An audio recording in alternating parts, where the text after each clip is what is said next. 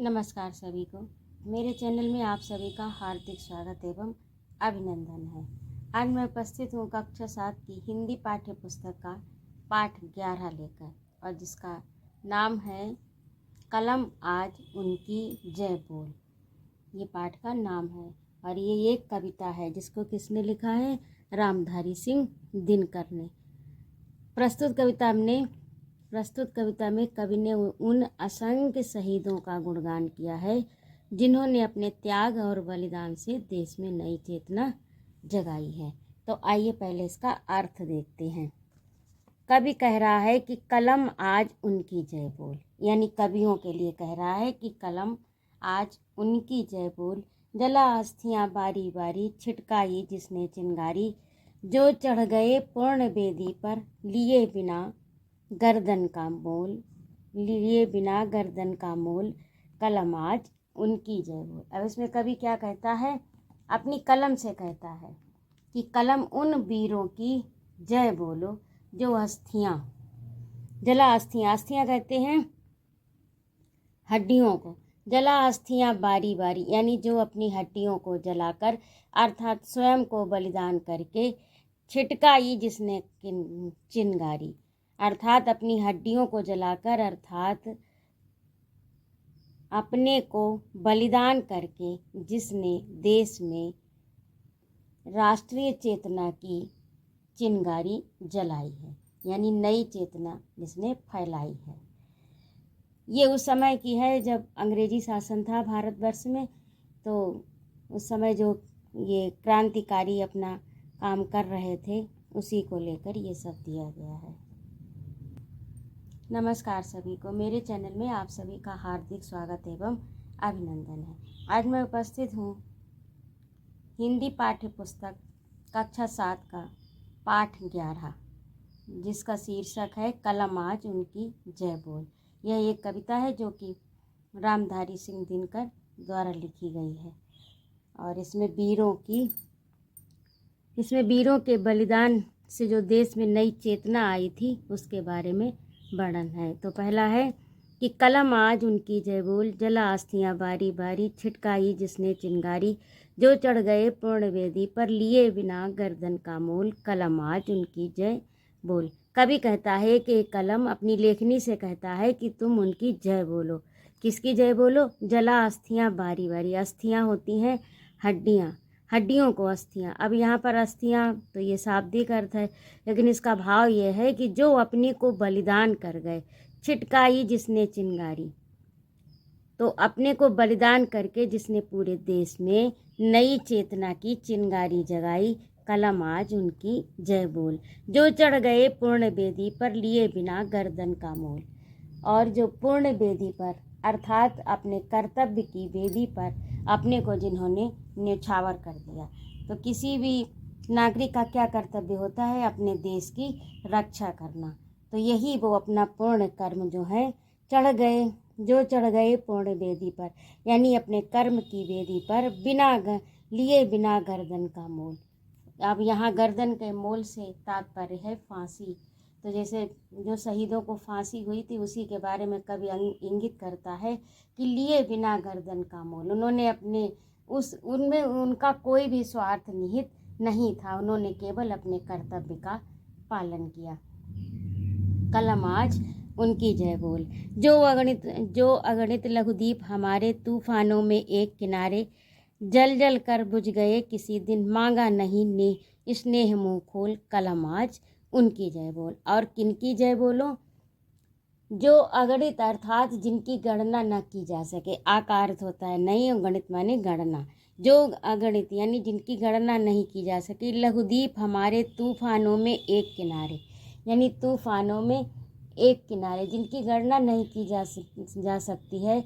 ऐसे असंख्य दीप जो तूफानों में जलकर बुझ गए बिना तेल के, किंतु उन्होंने मुंह खोलकर कभी स्नेह का मोल नहीं मांगा। जिस प्रकार दिया जो है, दीपक आपने देखा होगा जब उसमें तेल नहीं रहता तो वो अपने आप बुझ जाता है, उसी प्रकार, और किंतु वो दिया तेल की मांग कभी भी नहीं करता। इसी प्रकार उन वीरों ने कभी भी स्नेह की कोई याचना किसी से नहीं की और अगणित लघुदीप हमारे तूफानों में एक किनारे, जल जल कर बुझ गए किसी दिन, मांगा नहीं नेह का मोल।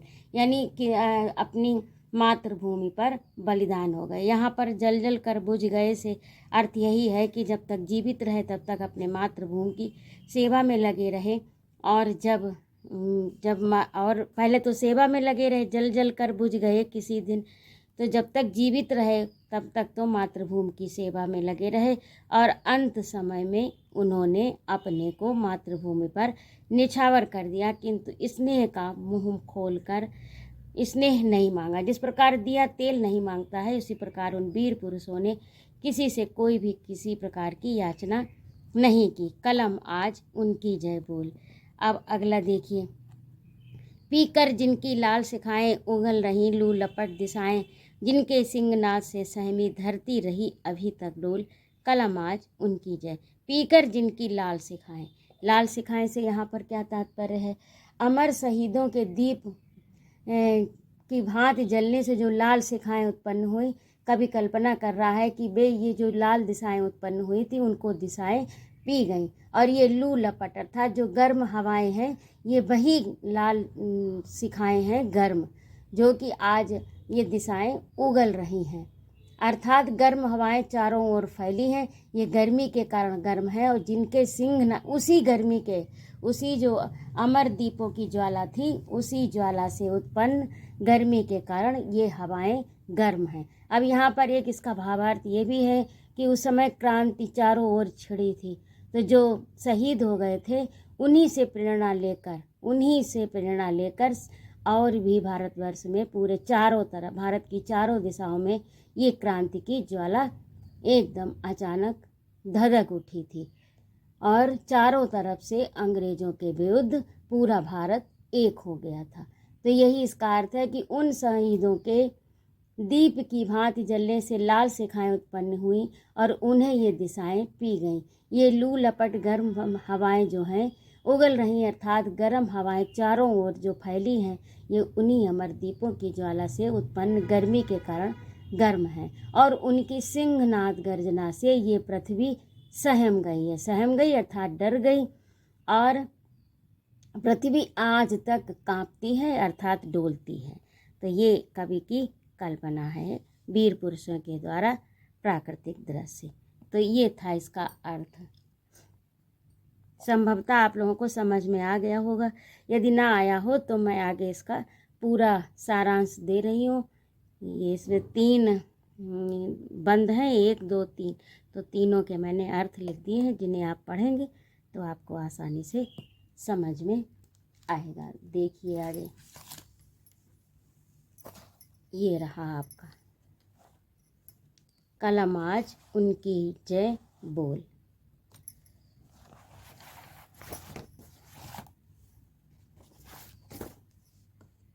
कविता। अब इसमें मैंने इधर संदर्भ प्रसंग भी लिख दिया, जिससे कि आपके आगे का अभ्यास प्रश्न भी पूरा हो जाए। तो कविता सा संदर्भ प्रसंग सहित भावार्थ, कलम आज उनकी जय बोल। तो ये मैंने पूरी कविता का यहाँ पर लिख दिया। तो ये संदर्भ है। प्रस्तुत पद्यांश हमारी हिंदी पाठ्य पुस्तक मंजरी कलम आज उनकी जय बोल नामक पाठ से लिया गया है, और इसके रचयिता रामधारी सिंह दिनकर जी हैं। प्रस्तुत पद्यांश में कवि ने उन वीर सपूतों का यशोगान किया है, जिन्होंने अपने त्याग और बलिदान से देश में एक नई चेतना जगाई है। तो ये तो इसका प्रसंग हो गया। अब भावार्थ देखिए। कवि अपनी कलम से कहता है कि कलम उन वीरों की जय बोलो जो अस्थियां का अर्थ हड्डियां होता है, हड्डियां जलाकर अर्थात स्वयं को बलिदान करके क्रांति की नई चेतना फैलाई है। जो अस्थियां जलाकर अर्थात स्वयं को बलिदान करके क्रांति की नई चेतना फैलाई है। बिना किसी मोल के अपने कर्तव्य की पूर्ण वेदी पर अपने को न्यौछावर अर्थात बलिदान कर दिया। बलिदान करने वालों की कलम आज जय बोलो। और जो अगणित अर्थात जिनकी गणना नहीं की जा सकती, ऐसे असंख्य दीप तूफानों में जलकर बुझ गए बिना तेल के, किंतु उन्होंने मुंह खोलकर स्नेह नहीं मांगा।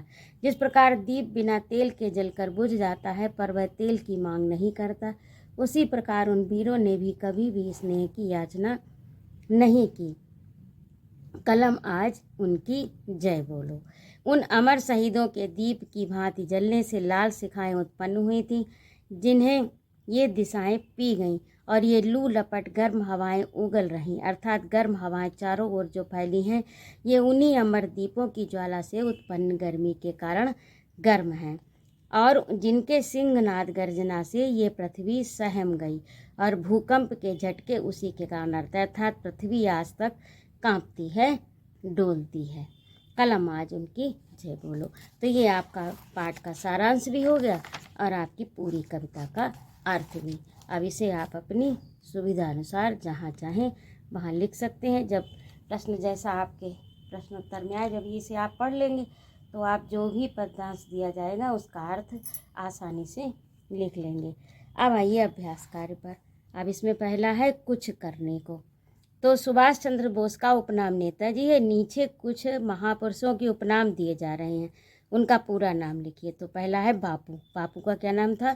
मोहनदास करमचंद गांधी, अर्थात महात्मा गांधी। लौह पुरुष सरदार वल्लभ भाई पटेल। देशबंधु चित्तरंजन दास। महामना मदन मोहन मालवीय। लोकमान्य बाल गंगाधर तिलक। और missile man doctor APJ Abdul Kalam, जो कि हमारे देश के राष्ट्रपति थे। कविता से अब प्रश्न है, कवि अपनी कविता से किसकी जय बोलने के लिए कह रहा है? अब इसमें आपके प्रश्न उत्तर हैं। तो कवि अपनी कविता से अमर शहीदों की जय बोलने के लिए कह रहा है। निम्नलिखित भाव कविता की किन पंक्तियों से आए हैं? अब इसे देखिए।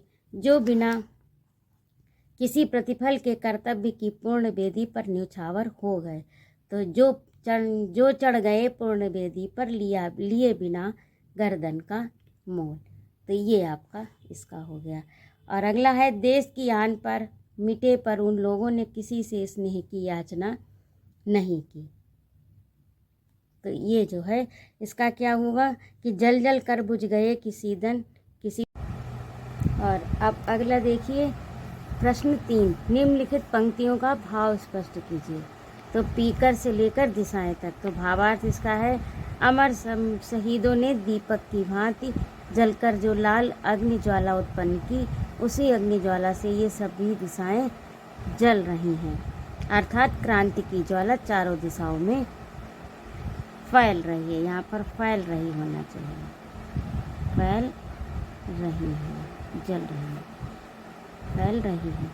तो ये इसका हो गया। और अगली पंक्ति है, जिनके सिंहनाद से तक डोल तक। तो वीरों ने जो सिंहनाद किया था उससे आज तक पृथ्वी डोल रही है, उससे आज तक पृथ्वी डोल रही है, अर्थात शत्रु भयभीत है। और अगला है, कविता की पंक्ति में कलम आज उनकी जय बोल। इस पंक्ति को गद्य रूप में इस तरह लिखा जा सकता है, कलम आज उनका जयगान कर। नीचे दी गई पंक्तियों को गद्य रूप में लिखिए। तो इसमें देखिए, जला अस्थियाँ बारी बारी। अब गद्य रूप में है, जिन्होंने अपनी बारी बारी से अपनी अस्थियाँ जलाकर चिंगारी छिटकाई, जो चढ़ गए पूर्ण वेदी पर, जो पुण्य वेदी पर, पूर्ण वेदी पर अर्थात कर्म वेदी पर बिना मोल लिए ही बलिदान हो गए। तो ये इस तरह से ये भी पूरा हुआ 4। अब अगला देखिए भाषा की बात। भाषा की बात में है विशेषण शब्द और विशेष। तो सहमी के आगे क्या होगा? धरती, लाल शिखाएं, पूर्ण वेदी, लघु दीप। इन्हें आप इस तरह से कीजिएगा। और अगला देखिए, नीचे दिए गए शब्दों के 2-2 पर्यायवाची शब्द लिखिए। तो इसमें पहला है धरती, धरा और पृथ्वी। कलम का लेखनी और तूलिका। दीप का दिया और दीपक। मुंह का मुख और आनंद। तो इस प्रकार से ये पाठ आपका पूरा हुआ है। संभावना है कि आपको समझ में आ गया होगा, और यदि ना आया हो, कोई भी समस्या हो, तो कृपया मेरे कमेंट बॉक्स में लिखिएगा। उपस्थित रहने के लिए बहुत बहुत धन्यवाद। और अगले अंक में मैं शीघ्र उपस्थित होती हूँ आपका अगला पाठ लेकर। जय माता।